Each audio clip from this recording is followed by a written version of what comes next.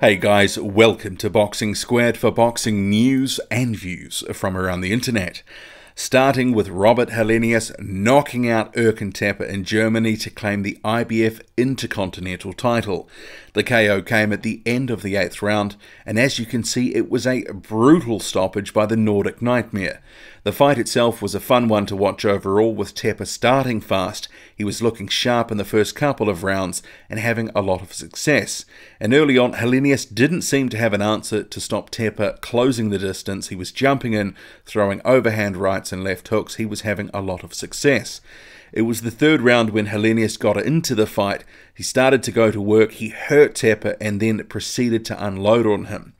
Tapper managed to get through the round, but by the 4th and 5th rounds, Tapper, he was visibly gassing, throwing less and less and getting hit more and more.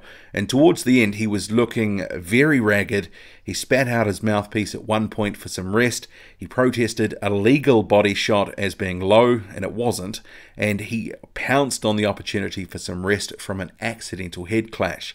So when the knockout did come, it wasn't all too surprising because he looked exhausted.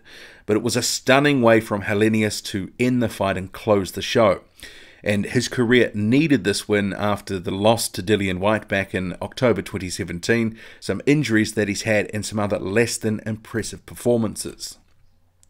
Former WBO champion Joseph Parker has ruled out fighting UFC banger Mark Hunt, an idea that had been floated by his former promoter Dean Lonergan. Parker says Hunt's a great fighter, I'm a boxer and he's a UFC fighter, but we're family so we can't fight each other. The pair are distant cousins. Parker says he's looking at fighting at the end of the year, hopefully back in New Zealand, and an announcement is hopefully coming soon. He says we're looking forward to climbing back to the top and fighting for the titles again. And also, for more on Parker's recent comments about asking Lennox Lewis for help, click the recommended video on screen at the end of this one.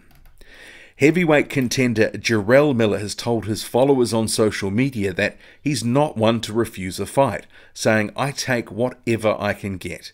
99% of the time, I've never turned down a fight. I turned down the country, which was Bulgaria. On to next." And this assertion from Miller has been met largely with derision in responses to Miller, with many pointing out he has avoided Andy Ruiz Jr., Kubrat Pulev, Joe Joyce and Dillian Whyte in 2018. Are fans being unfair to Miller here, or are they bang on? Let me know.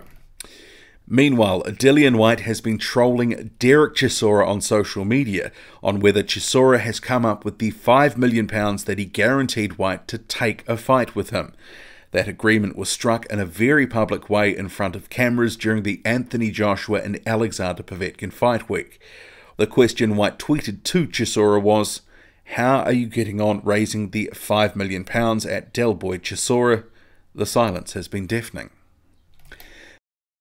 Meanwhile, one of Dillian Whyte's most recent victims, Lucas Browne, has brutally knocked out American journeyman Julius Long in the 3rd round of his first comeback fight since the loss to Whyte.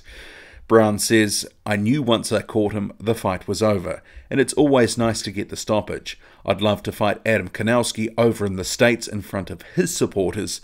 It would be a fan-friendly fight, so you can count me in for that." He says there has been some talk about Dave Allen in the UK too. "I've always loved fighting over there and would love to come back over and make amends for my fight against Dillian Whyte." And here in Australia, there's talk about Alex Leapai, which would be a great fight for Aussie boxing. 2 Polish contenders will square off in November, with Artur Szpilka and Mariusz Wach confirmed to fight.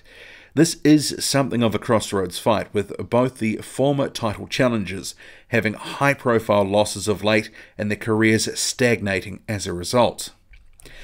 And to some results, Chinese heavyweight Zhili Zhang has advanced to 20-0 with a 3rd-round knockout of American Don Hainsworth, with bodywork being a feature in that bout.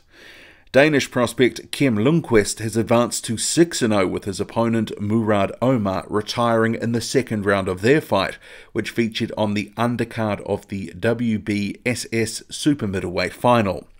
In other action, Ali Aaron Demirezen, who's currently ranked 15th in the WBO, has retained his WBO European title with a stoppage win over a Ukrainian opponent. And French prospect Raphael Tronche has advanced to 11-0 after a first-round knockout against Karim Berejim. That's it from me. Drop a comment loud and often. Hit like, hit subscribe. Follow me on Twitter, boxing_squared. I'm out.